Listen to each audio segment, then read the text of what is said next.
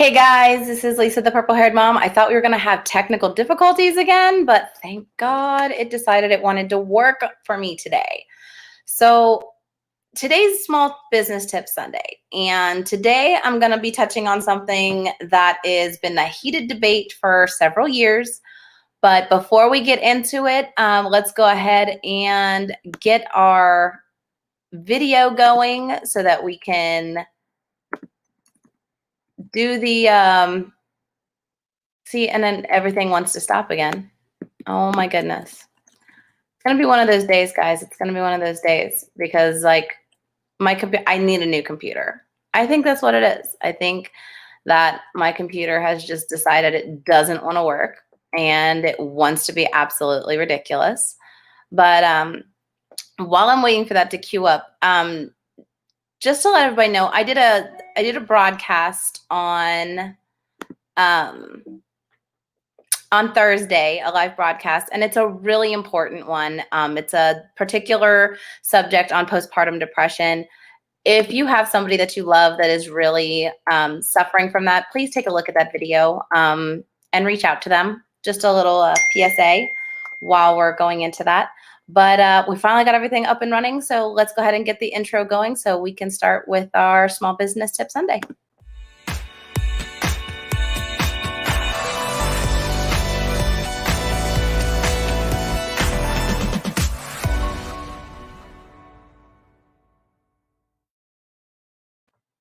I have a feeling we're going to be arguing with this stuff a lot today.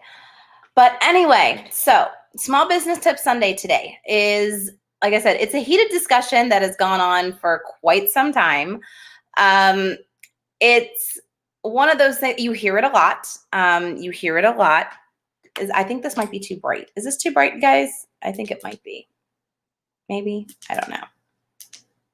No, we don't want to do that. Hey, that's kind of better. I know I'm wearing my glasses too because I'm blind today, so it's just whatever. So MLMs versus traditional small business. Now, if you don't know what an MLM is, it stands for multi-level marketing. Some people call it network marketing. Some people call it direct selling. But you see it all the time. If you have friends that are in MLMs, or you've been in an MLM, or you have random people on your Facebook page that are in MLMs, you will see posts all the time talking about have your own business, no cap income, financial freedom, you'll own your own business, that type of thing.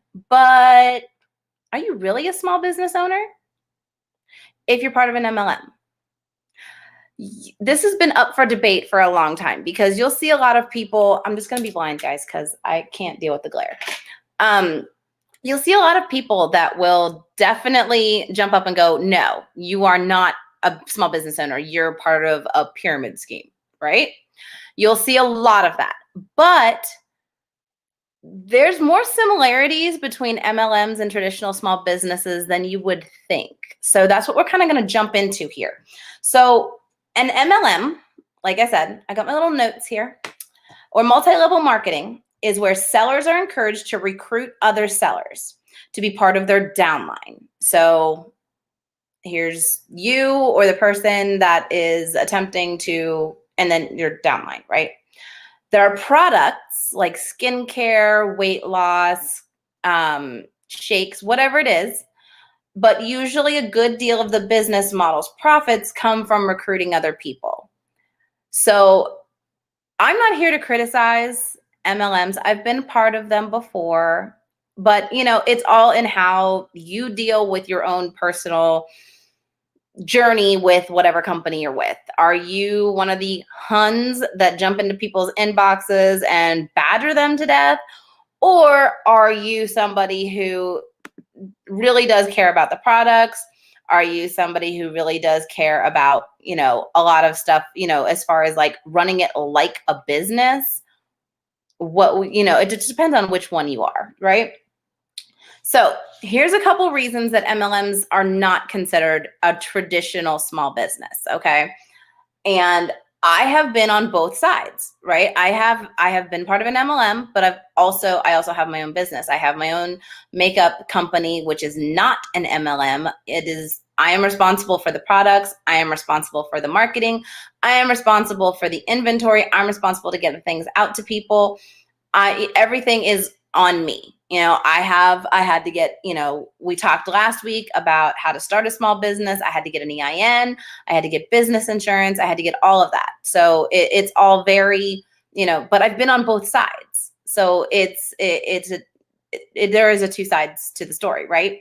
So reasons that they do not consider it a small business is number one, you have no control over the products, right? You don't get to decide, this is what I'm going to sell today, right? You can have your favorite product, right? You can have your favorite product, which a lot of people do. Say you're with a health and wellness company or a weight loss company, and there's one particular product that you like more than the others. You might push that one a little bit more, but you don't get to go to the company, and go, I think we should sell this product, ABC product. This is what we should sell. You don't have that capability. You don't have that control to be able to say, I feel like we should do this. I feel like we should do, add workouts. I feel like we should add nutrition. You don't have that capability. So, one of the most pivotal parts of regular traditional small business is choosing the products you want to sell or choosing the services you want to offer. This is a big deal. And we talked about that last week, that if you're trying to start a small business, you need to have something that you're passionate about, that you are knowledgeable about, that you can actually offer to people, because the same thing applies. Is there a need for what you're offering, and are you fulfilling that need with your products or your services? That's what you want to do. And it's the same when picking an MLM too. Are you going to pick an MLM just because it's popular, or are you going to pick one because you really enjoy the products, you like the products, you're a product of the product, all of that. So that's a pivotal point in small business. But unfortunately, with an MLM, you don't get control over what products are created, made, and dispersed out to customers. So that is one reason that it's a big difference. Number two, you're legally contracted as an independent contractor. So you're not technically a traditional employee. So you're not a W-2 employee, but you're not a business owner. You're not like a sole proprietor or a single party LLC. You're not a partner. You are a independent contractor. There are a lot of things that fall into independent contractor. When I was in LA, I worked for a company that was an event production company, and I was considered an independent contractor. Now, independent contractors, the way that they work is they are paid gross income. So if I did an event, or I sold a spot in an event to a company, I was given, say the spot that I sold was worth $5,000. Okay. And I got 25% of that. So the 25% that I would get would be given to me in a check. Okay. There's no taxes taken out. It would be the gross income. I would be responsible for taking out any taxes and putting that aside for the end of the year. So that all lies on me. So in small business, depending on what you are, it's a whole different ballgame. Okay. When you do sole proprietor, then it's very similar, because you're still doing a 1099, because you are the only person that you're responsible for. But if you are anything else, you are doing a whole different type of tax bracket. So a whole different type of taxes. But the thing is that, so with an MLM, you are given what's called a 1099 form. Okay. Miscellaneous income is what they call it. But you get that if you make more than $600 in a calendar year. Little tidbit of information. Most people that join MLMs don't reach $600 in a year. Most make less than 70 cents an hour before expenses, less than 500 over 5 years. So if you are only doing an MLM, most likely you're not going to have taxes to file. Now, that's not saying, a lot of times that could be just on you. Are you doing something wrong? Are you treating it like a business, or are you treating it like a hobby? that's a big factor too. Are you really looking at this like this is a business, or are you looking at it like, this is something I do on the side? So that kind of falls into that too. Now, it is actually stated in, I would say, 99% of network marketing MLM income disclosure statements that, how many of the percentage of the people involved, distributors, whatever they want to call them, this is what they're making. This is what 1% of and usually that 1% is the ones at the top of the pyramid, right? At the top, and I hate to say pyramid, but any job structure is a pyramid. Let's just get that out of the way right now.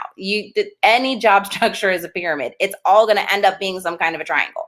So whoever is at the very tippy top, who's jumped in at the very beginning, is going to be more likely to make money than everybody down at the bottom who just kind of jumped in now, because a lot of your market is already taken. But you are on paper considered an independent contractor, not a business owner. So that is a big thing. So number 3 reason why it's not considered a technical small business is that the business model is very dependent on recruitment. And I know that the FTC has come down on a lot of multi-level marketing companies regarding their business models. Because if you looked at them, most of what you made was by recruitment, and maybe I think 75% of it was recruitment and the rest of it was products. So you didn't really have a lot that was considered something product related. So it wasn't really the services and the products that you were selling, it was who you were bringing in. And the FTC had a really big problem with that. And a lot of companies had to revamp their income disclosures and the way that their format as far as pay, in order to accumulate a good standing with the FTC. I believe that it has to be more than 50% of income needs to be acquired by products and selling and customers. So things have changed, but not really, because even when you get involved, you aren't just encouraged to sell the product, you are more encouraged to bring people underneath you. And that's where people get stressed out, because that's where you end up with people getting desperate and jumping into inboxes that they don't know and becoming what is now, I have seen, is like a big deal. It's even in the Urban Dictionary now as an MLM hun. A hun. I don't know why that is like, apparently this is what they call them. If you can at any point, if you are part of an MLM, please don't be one of them. There are other ways to go about things. There are coaches out there. And I know a lot of people are like, oh, coaches, courses, whatever. There are coaches out there who have been successful in MLMs that do not do that.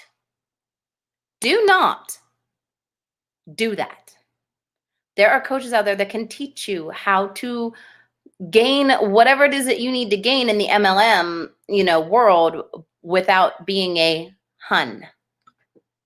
It's true. Look them up. I'll even give you a name. Jessica Pearson. JessicaPearson.net. Do you need me to type it out for you? Because I'll do it. I'll do it. Let me go ahead and type it out for you.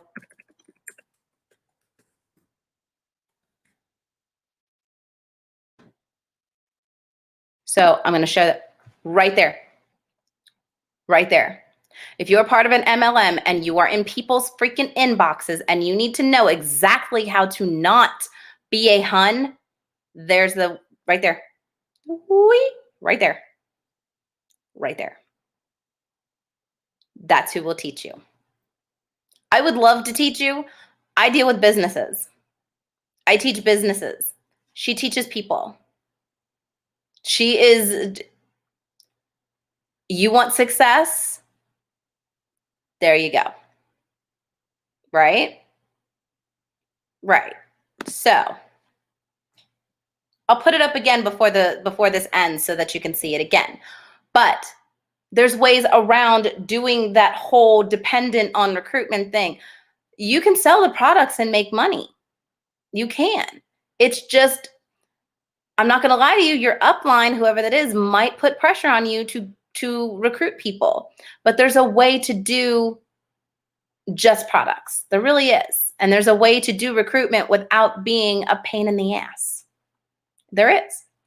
Okay. So the reason that they are like that, though, is because a percentage of your sales goes to your upline. So they're going to pressure you to get people underneath you, because a percent, when you bring somebody on board, they usually have to buy something, or they buy a recruitment package or whatever it is. Percentage of that goes to your upline. So, but one thing about MLMs that is true is that you do have a lot of freedom.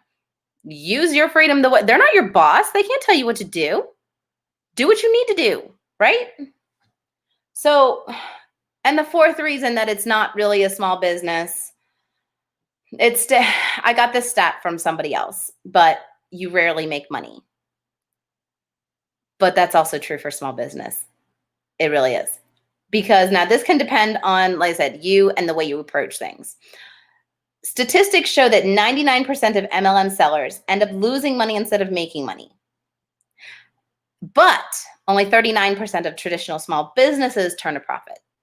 So it really is, it's a double-edged sword either way, but it's not really built for immense success. But it also depends on you. Just like traditional small business depends on you. If I want to make my makeup line launch through the earth, it's going to take business sense from me. It's going to take time, effort. It's going to take work. You can't just sit back and go, well, I'll just wait for this to do it itself. No, you can't do that. It's not going to work. It's not going to work either way. You can't just sit back on your laurels and expect everybody else to do it for you. If you want to be successful, you have to do it yourself. You have to get up off your butt and go do business. Now, like I said, there are similarities. Okay, there are ways that that MLMs are similar to traditional small business, and I even found similarities in how you're not a business, right? So, number one, business insurance, and this is something that I actually want to put out there to people that are in MLMs. Look into it, especially if you are somebody who has parties. And if you carry inventory. So if you're in one of those like LuLaRoe or whatever it is, and you are required to carry inventory, or if you have parties to get people interested in your products, you want to have some type of business insurance. And I'll tell you why. Because business, as an event planner, business insurance is one of the most important things that I need to have. Because if I am working with a designer, or if I'm working with a setup crew, or if I'm working with an electrician and something happens on my watch and they get hurt, my insurance is going to cover that. Now, you're probably about to hear my dog start barking because there's somebody outside. But if you are somebody who has a party, okay, and say somebody slips on a floor, trips over something and falls, they can technically sue you personally because they got hurt at your house on your watch during your business meeting. So you want to have business insurance on the standby. That way it doesn't personally hit you. They would go after, they could go to your business insurance and they would take care of that. Not only that, but if you carry inventory and say there's a flood or a fire or anything like that, sometimes, and if you're renting a place, sometimes rental insurance and homeowners insurance will not cover that because it is not your personal items. It is under business. So you would need to have business insurance to cover your business inventory. So business insurance is very, very important. So if you are a part of an MLM, you may want to look into it because it is definitely an expense that is worth having. So there's your PSA for today. Your day-to-day activities. Okay. This is number two. Your day-to-day activities, all your responsibilities, all your parties, ads, shipping, all of that is pretty much on you. If you have a customer and you're guiding them through something on the website, on the MLM website, and you forget to hit a button and they don't get it shipped, that's on you. If you are in a small business and you have, like I have makeup, if I do not, if I forget there's an order and I don't ship it out, that's on me, right?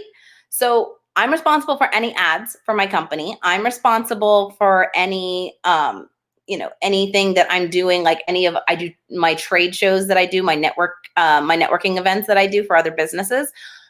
All of that is on me. Just like if you want to have your, people that are, that are coming to your MLM and that are coming for your products or whatever, or in it for the opportunity, all of that relies on you. Once again, you cannot sit back and just watch things happen. It's not going to work. It's not going to work. You cannot do nothing and make money. All of those little weird gurus that you see on YouTube, learn how to sit back and make money. Okay, that's great. Residual income, that's fantastic, but you have to get there first. So you have to put in the work. And unfortunately, what they don't tell you when you sign up, they tell you, oh, you can do what you want from your phone. You can work whenever you want. Yeah, you better be working a lot. That's why you work from your phone. You're working wherever you're at all the time. So you're really putting in a lot of work in order to get everything to where you want it. So if you don't put in the work, you will not get the results, right? So your day-to-day activities on either end, small business and MLM, it's all on you. So if you're not doing what you need to do, you're not going to get anything from it, right? So number 3 is your expenses. And this is what we kind of talked about with the taxes. Your expenses are on you. If you do not take money out of your taxes or out of your pay, set it aside for taxes, I would say usually, I'm trying to think how much I would take. I'm just now getting used to Ohio again, because California tax is different. But try to set something aside. And you can actually, you can actually call up a tax rep and say, hey, I'm an independent contractor. What's good for me to set aside? Get a financial advisor, ask them. A lot of them do consultations and you can ask them these questions, but your expenses are on you. Nobody else is paying for your Facebook ads if you're using Facebook ads. Nobody else is paying for your Instagram ads if you're using Instagram ads. If you're doing parties and you're providing refreshments, that's all considered expenses. If you're going to the events, the big showcases that they do they have like big get-togethers every year. Every MLM has one, a big extravaganza every year. If you're going to that, flying, driving, whatever, getting a hotel, expenses, those are all expenses. So all of that is on you. The company's not doing that for you, so that's part of the reason why a lot of them say you're running your own business, because you are responsible for a lot of things, but a lot of the actual production you're not responsible for. You have no say over. And then the last, just a little thing, make sure that you track all of your expenses. Track them. Find a way to track them. If you put gas in your car and went to an event, track that. How much did you pay? When did you pay it? When did you pay it? Where were you going? Did you pay for a hotel? All of that. Track each and every expense. Keep a good record, because all of that is going to come back at the end of the year, right? So keep a good track. And the last thing, the number 4 reason why they're similar is you have to find your own customers. Nobody's doing that for you. The company is not going to find, if you are with LuLaRoe or It Works or Beachbody or Arbonne or any of those, they're not finding your customers for you. That's up to you. You have to figure out who's going to be interested in your products. And you do that by just testing the waters, putting something out there. Don't be obnoxious. Don't just jump into people's inboxes because you went to school with them 10 years ago and hey, they might want to hear from you. They probably don't. Make posts like the biggest thing, and I will tell you once again, going to put this right back up here. One of the main things that she is going to tell you is that if you're not a product of the product and you're not putting up results of what your results are for using the product or the service or whatever, nobody's going to pay attention to you. So if you have to find the customers all on your own. So if you did not get this website before, get it now, because it's going in 3, 2, 1, bye. If you are not trying to get your own customers and you're just kind of like waiting for them to come to you, then I don't know what to tell you.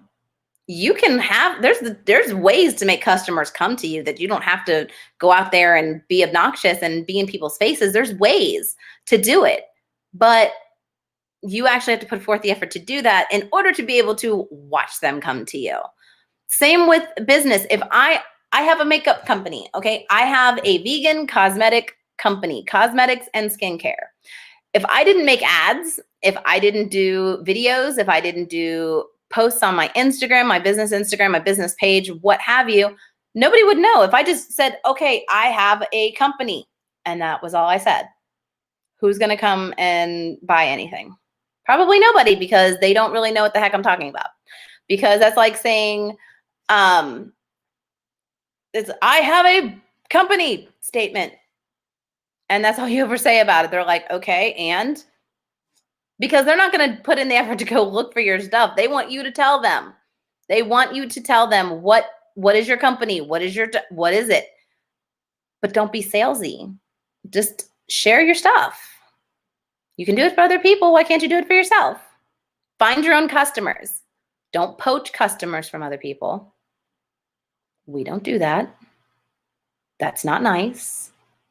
That's a dick move, and nobody wants your dick move. Find your own customers. There's ways. There's tons of ways to do it. Figure it out.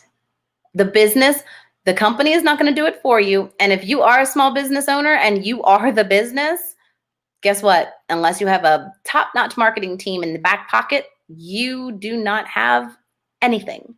Nobody's going to come to you. You have to do it. So that is the not so small business tip Sunday, because this is a long video. But thank you guys for chilling with me and for dealing with my stinking technical difficulties, because that was just a pain in the butt. But I appreciate you guys kind of hanging by me. Oh, just so you know, there's disgusting people that come into this live. And here's one. See this guy? He's a pervert. Just saying. It's kind of gross. So I will see you guys on Thursday, because we will be doing a Thirsty Thursday. Hopefully all my tech will work, because oh my God. But we'll see you guys on Thirsty Thursday. If you guys have any ideas of what you want to hear on, it's like free-for-all topics on Thursdays. So if there's anything that you want to do as far as here or want to hear me talk about, let me know. Until then, I appreciate you hanging out with me. I am going to be adding my podcast link to my link tree, because my dumb butt did not do that. So I will talk to you guys on Thursday, or I might pop into my live at some point on my regular page. Thanks for joining me. Have a great day. Enjoy the rest of your weekend, and enjoy your day off if you have a day off tomorrow. Tomorrow's Martin Luther King Day. So enjoy your day. Bye.